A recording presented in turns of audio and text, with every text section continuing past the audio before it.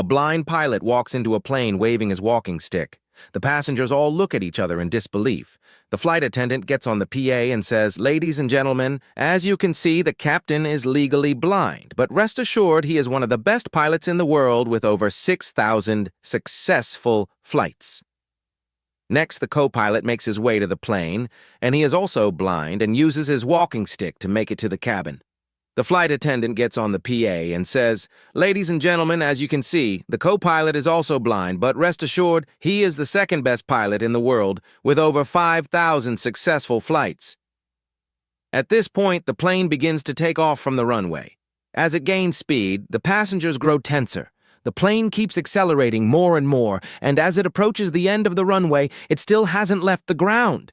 The plane is approaching the end of the runway at high speed, and the passengers scream, "Oh my God, we're all going to die!"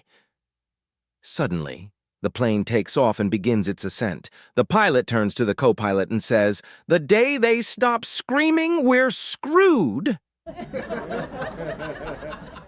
A mother ant and her daughter were out for a walk in their underground city. They were having a lovely day until they came upon a group of protesters outside the Queen's domain. One, with a sign reading, "It's time to go," spotted them and quickly approached. "Excuse me, ma'am, can you spare a moment to take a look at some alarming literature and help support our cause?" he half shouted at her. The mother held up her hand and tried to pass, but the protester blocked her and continued. "It is imperative that we evacuate the colony. Did you know that the dirt we live in, that we raise our children in, contains magnesium and aluminum, and God knows what else?" Again, she politely but firmly shook her head, pulling her daughter along as the man shouted after her, "You owe it to your little girl to evacuate now." After they gained some distance, the young ant looked up worriedly at her mother. "Was that man right, Mommy? Are we in danger?" The mother smiled. "No, sweetheart, don't worry. Just because they use big words to try to scare us doesn't mean the anti-vax movement has any idea what it's talking about." A girl asks her boyfriend to come over Friday night and have dinner. The girl tells her boyfriend that she would like to do it for the first time. The boy is ecstatic, but he has never done it before, so he goes to the pharmacist to get some protection. The pharmacist helps the boy for over an hour and tells the boy everything there is to know about protection. At the register, the pharmacist asks the boy whether he would like the 3-pack, 10-pack, or family pack. Boy picks the family pack because he thinks he will be really busy since it is his first time. The boy shows up at the girl's house, and she takes him to the dinner table where her family is sitting. The boy quickly offers to say grace and bows his head. 1 minute passes, and the boy is still in deep prayer with his head down. This continues for 20 minutes, and he shows no movement. Finally, the girl leans over and whispers, "I had no idea you were so religious." The boy whispers back, "I had no idea your father was a pharmacist." When I was learning to drive in the winter, my dad told me, "If you're ever lost in the snow, wait for a plow truck. Then follow it." One cold, snowy Minnesota night, I got lost on the way home. The snow was blowing so fast and piling up so high I couldn't see any street signs. With no map in my car and a dead cell phone, I thought I might be stranded, so I pulled over to the side of the road. Then, breaking through the flurries, I saw the headlights of a plow truck in my rearview mirror. Thanking my lucky stars, I turned in and followed the truck, hopeful that it would lead me back somewhere I recognized. I followed that truck for what felt like hours. He turned left, I'd turned left. He'd swing to the right, and I was right on his tail. After a while, I saw brake lights from the plow, followed by 4-way flashers. The plow had stopped, and I saw the driver get out and approach my car. I rolled down the window to talk to him. "Why are you following me, kid?" the plow driver asked. "Well, sir, my dad told me if I was ever lost in a snowstorm, I should wait for a plow truck and then follow it." "Well," said the plow driver, "I just finished clearing the Target parking lot. Want to follow me over to Best Buy?" A man comes up to the drive-through window and the attendant greets him. "Attendant, welcome. How may I help you today?" Customer, "I'd like a burger and a vanilla ice cream cone." Attendant, "Sorry, the ice cream machine is broken again today, and we don't know how long it'll be down, so we don't have any ice cream today." Customer, "How about fries and ice cream?" Attendant, Sorry, we don't have any ice cream today. Customer. Okay, how about a chocolate ice cream cone? Attendant. Can you spell fries? Customer, F-R-I-E-S. Attendant. Okay, now how about you spell ice cream? Customer, I-C-E-C-R-E-A-M. Attendant. Now what do you get when you take the F out of ice cream? Customer, there's no F in ice cream. Attendant. That's what I've been trying to tell you. There's no effing ice cream, so how about something else? Customer, burger and fries. Attendant. Okay. A guy gets pulled over for speeding. The cop comes up to his car. The guy rolls his window down. The cop says, "Can I see your license and registration?" The guy responds, "Well, the thing is, officer, my registration is in my glove box, but also in my glove box is a loaded pistol that I just used to kill a woman whose body is currently in the trunk of my car." The cop draws his weapon and radios for backup 3 additional squad cars, and the police chief are there within 10 minutes. The chief approaches the car and says, "Excuse me, sir, but we need to search your car." The guy calmly agrees, gets out, and lets them search. They find no gun in the glove box and no body in the trunk. The police chief approaches the man and says, "I apologize about all of this, but my officer informed me that you claim to have a loaded gun in your glove box and a dead woman's body in your trunk." The man says, "Yeah? And I bet that liar claimed I was speeding too." A television crew comes to the farm to do an interview with the shepherd about his daily routine. "Our viewers would like to know what a regular day here in the countryside looks like. Can you start right from the beginning?" asks the reporter. "Oh, yeah, sure," starts the shepherd. "So first I wake up, but I really don't want to, so I take a sip of my brandy to start off my day. Then I have to go out to release the sheep. I'm still quite sleepy, so I take 2 sips to make me go outside and 1 more to have energy to open the gate. Out in the field, I usually meet my pal and we drink 2 whole bottles of brandy together and then—" "Oh, I'm sorry," interrupts the reporter. "We cannot really air that. Children are watching and we don't want to make a bad impression. How about every time you drink, you say you read a book instead?" "Yeah, that makes sense," says the shepherd and starts over. "Well, the first thing in the morning, I wake up and read a page of my book. Then I go outside and read 2 more pages plus 1 more while opening the gate for the sheep. While out in the field, I usually meet my buddy and we read 2 books together. Then we return home while reading page after page and lock the sheep in the barn. Finally, at the end of the day, we go to town, where my friend has a library and we read till the morning." A man comes home from a long day at work, plops down on the couch in front of the television, and turns on the game. Without hesitation, he tells his wife, "Get me a beer before it starts." The wife sighs and gets him a beer. 15 minutes later, he says, "Get me another beer before it starts." She looks cross, but fetches another beer and slams it down next to him. He quickly finishes that beer and a few minutes later says, "Quick, get me another beer, it's about to start." The wife is furious. She yells at him, "Is that all you're going to do tonight? Drink beer and sit in front of that TV?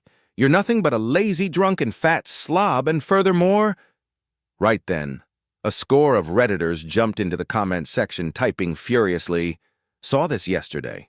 Another repost. It wasn't funny when I saw it 2 weeks ago." The husband sighs. "It started." Bob returned from a doctor's visit and told his wife, Alma, that the doctor said he only had 24 hours to live. Wiping away her tears, he asked her to make love with him. Of course she agreed, and they made passionate love. 6 hours later, Bob went to her again and said, "Honey, now, I only have 18 hours left to live. Maybe we could make love again?" Alma agreed, and again they made love. Later, Bob was getting into bed when he realized he now had only 8 hours of life left. He touched Alma's shoulder and said, "Honey, please, just 1 more time before I die." She agreed, and then afterward she rolled over and fell asleep. Bob, however, heard the clock ticking in his head, and he tossed and turned until he was down to only 4 more hours. He tapped his wife on the shoulder to wake her up. "Honey, I only have 4 hours left. Could we—" His wife sat up abruptly, turned to him, and said, "Listen, Bob, I have to get up in the morning for your funeral, and you don't have to get up." A man went to the doctor. He said, "Doc, you have to check my leg. Something's wrong. Just put your ear up to my thigh. You'll hear it." The doctor cautiously placed his ear to the man's thigh, only to hear, "Give me $20. I really need $20. I've never seen or heard anything like this before. How long has this been going on?" the doctor asked. "That's nothing, Doc. Put your ear to my knee." The doctor put his ear to the man's knee and heard it say, "Man, I really need $10. Just lend me $10. "Sir, I really don't know what to tell you. I've never seen anything like this." The doctor was dumbfounded. "Wait, Doc, that's not it. There's more. Just put your ear up to my ankle," the man urged him. The doctor did as the man said and was blown away to hear his ankle plead, "Please, I just need $5. Lend me $5, please, if you can." "I have no idea what to tell you," the doctor said. "There's nothing about it in my books," he said, as he frantically searched all his medical reference books. "I can make a well-educated guess, though. Based on life and all my previous experience, I can tell you that your leg appears to be broken in 3 places." A doctor, a priest, and an engineer go golfing. After only a few rounds, they get caught behind the worst group of golfers they've ever seen. After growing impatient from waiting for them to finish their holes, they go into the clubhouse to complain. "Let me explain," says the manager. "You see, those men all used to be firefighters, some of the best our city has ever seen. There was a fire here at the clubhouse about 5 years ago. Those heroic men saved our clubhouse from the fire. However, most unfortunately, they all lost their sight in the terrible fire. Since then, they are welcome to use our facilities for life. It's the very least we could do." The priest looks forlorn and says, "I'm so sorry to hear it. I will hold a prayer service this Sunday dedicated to these men." The doctor says, "What an awful thing. I know a highly regarded optometrist who has done some research that might be able to help them. I'll arrange for them to meet as soon as I can." The engineer thinks for a moment and says, "Why can't they golf at night?" A young man took every penny he had and used it to open an aquarium. He worked tirelessly, growing it from a small roadside attraction into the greatest aquarium ever. Over a lifetime, he amassed the largest collection of sea life ever assembled. He and his team conducted scientific research and ran breeding programs that helped restock populations of endangered species. His teams rehabilitated thousands of injured animals every year. He helped lobby for legislation to protect the oceans and marine habitats. He designed and built the most humane and realistic animal enclosures. He spared no expense in creating innovative and educational exhibits and displays. And then suddenly laws were passed that outlawed keeping marine mammals. His aquarium had to get rid of all of its best and most loved animal exhibits. No more whales, no more narwhals, no more walruses. The crowds no longer came and the aquarium started losing money. The man became despondent at how the thing he poured his heart and soul into had begun to crumble. Soon after, he died of a broken heart. At the funeral, the mourners all spoke about how he died because he had lost the thing he truly loved, his purpose. A blonde, a brunette, and a redhead were caught in a burning building and rushed to the roof to get away from the smoke. Soon they hear sirens of the approaching fire truck and peer over the edge. They see a group of 4 firefighters get out and each grab a hold of a tarp to catch them in. The brunette leans over the edge to look down, and the firemen start shouting, "Jump! Jump! Jump!" So the brunette takes a deep breath and jumps off the roof. Just before the brunette lands on the tarp, the firemen move out of the way. Splat! The 2 women look over in horror and see what had happened. The firemen yell back up to the women, "Come on, jump, jump, jump!" The redhead leans over and says, "No way, you're gonna move again." The firemen reassure her they won't, so she takes a deep breath and then jumps. Sure enough, the firemen move again and splat, the redhead hits the pavement. The firemen again scream up for the blonde to jump. "Jump, jump, jump!" But the blonde knows better by now, though. "No way. This time put the tarp down and then I'll jump." A rich man dies and his 3 sons inherit his estate. One's a doctor, one's a lawyer, and one's a priest. His dying request to the 3 of them is that, to show their gratitude for all the money he's leaving them, he wants each to take out $10,000 and put it in his coffin. The day of the funeral comes, and each of the sons dutifully puts a paper bag in the old man's casket. They meet up for a drink later. The priest shamefacedly confesses, "I couldn't sleep a wink last night, thinking of all the good our church could do with $10,000. Finally, I decided to just put some wadded-up newspaper in there. Surely Dad would understand." The doctor sighs in relief. "I'm so glad you said that. I couldn't stop thinking about the life-saving equipment our hospital could buy for $10,000. So I also just put some newspaper in the bag. He'll never know the difference." The lawyer wipes his mouth and frowns. "I'm ashamed of you both. Really, I can't believe you guys. It was Dad's last request. So you actually put the money in?" "Of course. My bag contained my personal check for $10,000. A group of 3rd and 4th graders, accompanied by 2 female teachers, went on a field trip to the local racetrack, Churchill Downs, to learn about thoroughbred horses and the supporting industry, bourbon, but mostly to see the horses. When it was time to take the children to the bathroom, it was decided that the girls would go with one teacher and the boys would go with the other. The teacher assigned to the boys was waiting outside the men's room when one of the boys came out and told her that none of them could reach the urinal. Having no choice, she went inside, helped the boys with their pants, and began hoisting the little boys up one by one, holding on to their wee-wees to direct the flow away from their clothes. As she lifted one, she couldn't help but notice that he was unusually well endowed. Trying not to show that she was staring, the teacher said, "You must be in the 4th grade." "No, ma'am," he replied. "I'm riding Silver Arrow in the 7th race, but I appreciate your help." A programmer and his project manager board a train headed through the mountains. They can find no other place to sit except for 2 seats right across the aisle from a young woman and her grandmother. After a while, it becomes quite clear that the woman and the programmer are interested in each other as they keep looking at each other. Soon the train passes into a tunnel, and it is pitch black. There is the sound of a kiss, followed by the sound of a slap. When the train finally emerges from the tunnel, the 4 sit there without saying a word.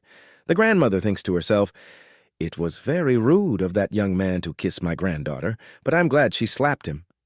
The project manager thinks to himself, "I did not think the programmer was brave enough to kiss the woman, but I wish she hadn't missed him when she slapped me." The young woman thought to herself, "I am glad the guy kissed me, but I wish my grandmother had not slapped him." The programmer has a satisfied smile on his face and thinks, "Life is good. How often does a guy have a chance to kiss a beautiful woman and slap his project manager at the same time?" So there were 3 mathematicians and 3 engineers, and they were all traveling to the same conference. At the train station, the mathematicians each bought a train ticket, and the engineers only bought one to share between the 3 of them. "What a bunch of idiots," the mathematician said.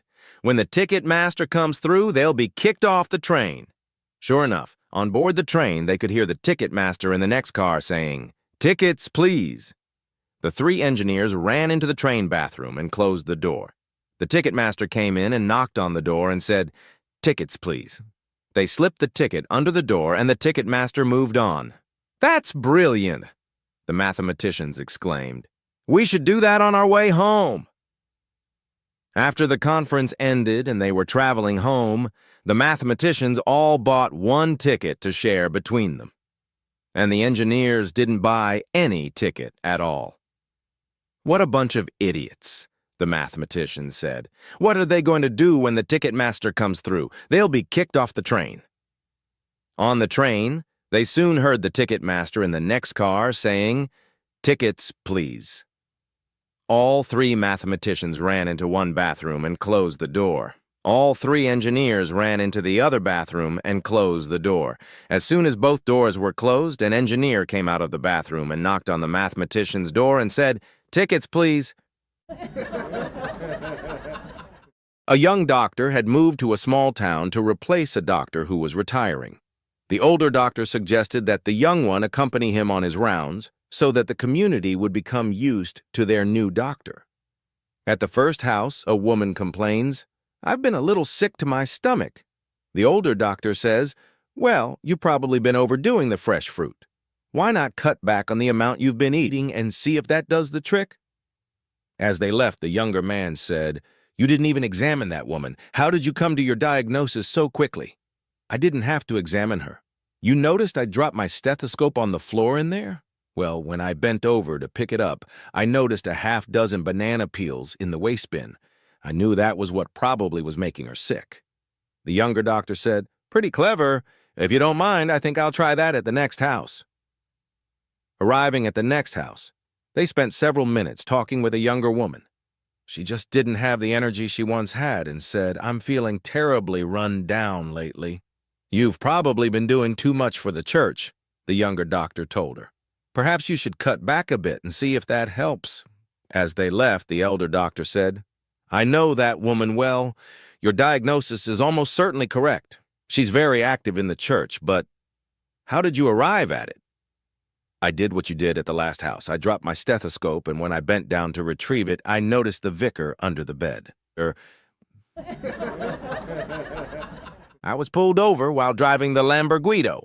A female officer approached my driver's door and said the reason she had pulled me over was because my license light bulb was not working. I knew the reason she pulled me over was because she just wanted to run my license and registration to see if I had any warrants or such. I was pretty calm while she went back to her patrol car, and we sat there about 10 minutes before she returned. Well, the big dyke-looking cow hands me a ticket. I was stunned. I asked her how she could ascertain how long my bulb had been out, as it is quite possible the bulb was working when I left the house. If that is a possibility, then how can she write a ticket? She responded that she didn't give a damn when it burned out, as it was not working now. I mentioned that the lights were all functioning when I got a state inspection less than 3 weeks ago. Once again, she said she didn't care. I then asked why I couldn't receive a warning ticket since this was such a minor offense. She replied that she did not issue warning tickets. Her partner, a male, just shook his head and shrugged. Well, I told her she was being rather less than helpful to a citizen of her fair city. She replied that she didn't need to be helpful to someone that had broken the law. With that, I snapped. I asked her how many tickets she had to write before the department issued her a penis. Her partner burst out laughing. My friend stared at me in disbelief, and the stupid, fat-ass dyke cop just turned and waddled away. I still smile when I recall the look on her face. Of course, she still had the last laugh. The damn ticket cost me $98. 2 physicians board a flight out of Seattle. One sits in the window seat, the other in the middle seat. Just before takeoff, an attorney sits in the seat by the aisle. The lawyer kicks off his shoes, wiggles his toes, and starts to settle in when the physician in the window seat says, "I think I'll get up and get a Coke." "No problem," says the attorney. "I'm by the aisle. I'll get it for you." While he's gone, one of the physicians picks up the attorney's shoe and spits in it. When he returns with the Coke, the other physician says, "That looks good. I think I'll have one too."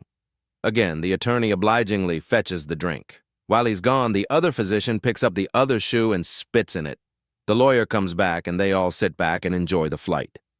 As the plane is landing, however, the attorney slips his feet into his shoes and realizes immediately what has happened. "How long must this go on?" He asks the physicians. "This fighting between our professions, this hatred, this animosity, this spitting in shoes and pissing in Cokes?" 2 couples were playing poker one evening. Steve accidentally dropped some cards on the floor. When he bent down under the table to pick them up, he noticed Bill's wife, Sue, wasn't wearing any underwear under her dress. Shocked by this, Steve, upon trying to sit back up again, hit his head on the table and emerged red-faced. Later, Steve went to the kitchen to get some refreshments. Bill's wife followed and asked, "Did you see anything that you liked under there?" Surprised by her boldness, Steve courageously admitted that, well, indeed he did. She said, "Well, you can have it, but it will cost you $500.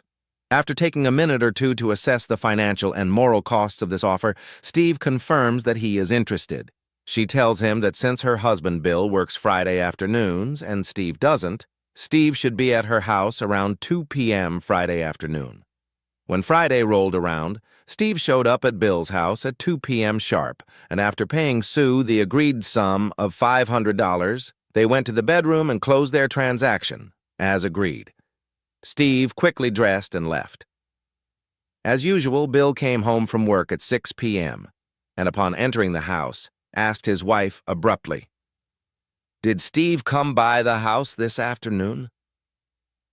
With a lump in her throat, Sue answered, "Why, yes, he did stop by for a few minutes this afternoon." Her heart nearly skipped a beat when her husband curtly asked, "And did he give you $500? In terror, she assumed that somehow he had found out, and after mustering her best poker face, replied, "Well, yes, in fact, he did give me $500. Bill, with a satisfied look on his face, surprised his wife by saying, "Good. I was hoping he did. Steve came by the office this morning and borrowed $500 from me. He promised me he'd stop by our house this afternoon on his way home and pay me back."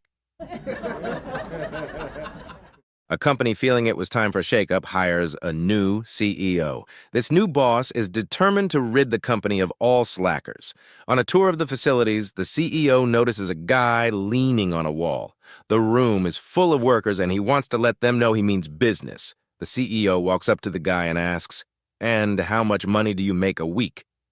A little surprised, the young fellow looks at him and replies, "I make $300 a week. Why?" The CEO then hands the guy $1,200 in cash and screams, "Here's 4 weeks' pay. Now get out and don't come back." Feeling pretty good about his first firing, the CEO looks around the room and asks, "Does anyone want to tell me what that goof-off did here?"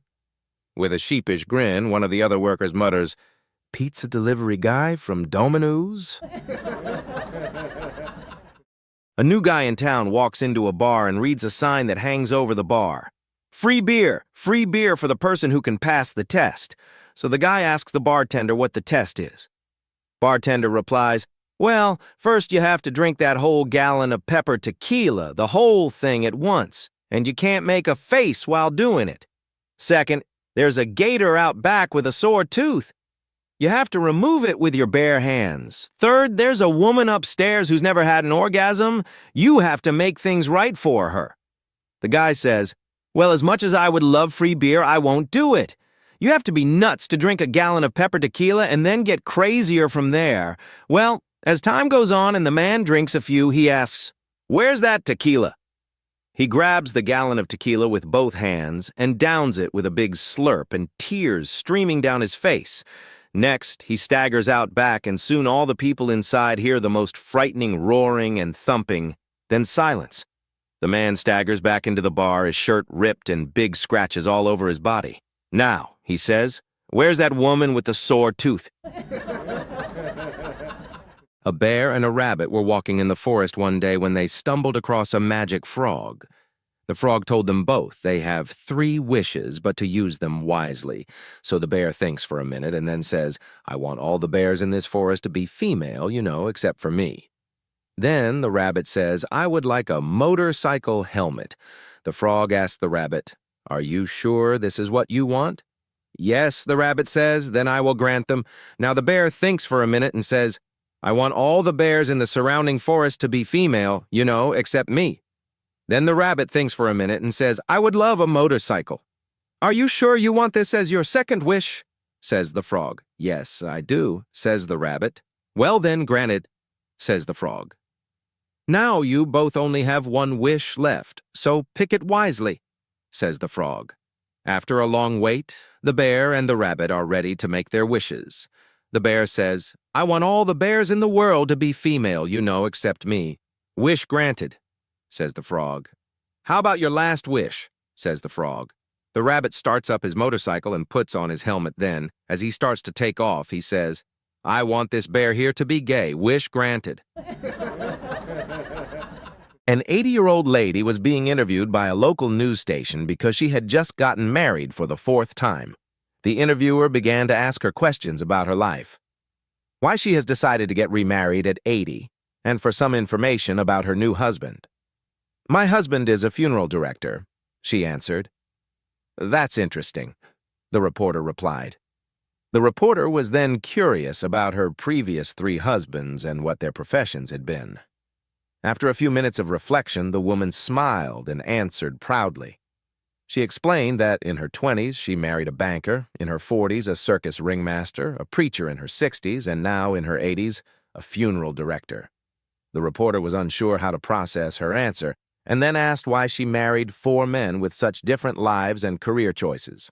The woman once again smiled and explained, "I married the first for the money, the second for the show, the third to prepare myself, and the fourth to go."